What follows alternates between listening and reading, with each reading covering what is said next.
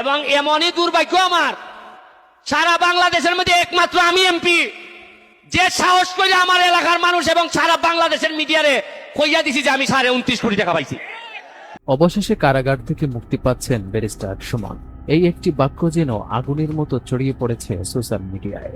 কিন্তু প্রশ্ন হলো, এটি কি সত্য নাকি শুধুই গুঞ্জন?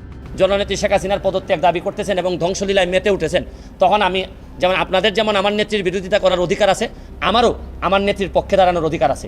ব্যারিস্টার সুমন বাংলাদেশের একজন আলোচিত আইনজীবী ও সামাজিক কর্মী।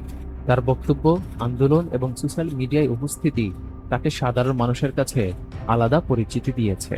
সম্প্রতি কিছু অভিযোগ ও আইনি জটিলতার কারণে তাকে গ্রেপ্তার করা হয়। এরপর থেকেই শুরু হয় আইনি লড়াই এবং জনমতের দ্বন্দ্ব। কিন্তু হঠাৎ করেই ছড়িয়ে পড়ে একটি খবর, তিনি নাকি মুক্তি পাচ্ছেন। কেউ বলছে আজ, কেউ বলছে কাল, আবার কেউ বলছে ইতিমধ্যেই মুক্তি পেয়েছেন। কিন্তু নির্ভরযোগ্য সূত্র কি বলছে?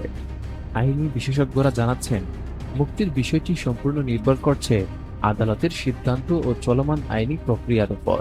কেউ বলছেন আমরা চাই উনি মুক্তি পান, আবার কেউ বলছেন আইনের উপরই সব নির্ভর করা উচিত।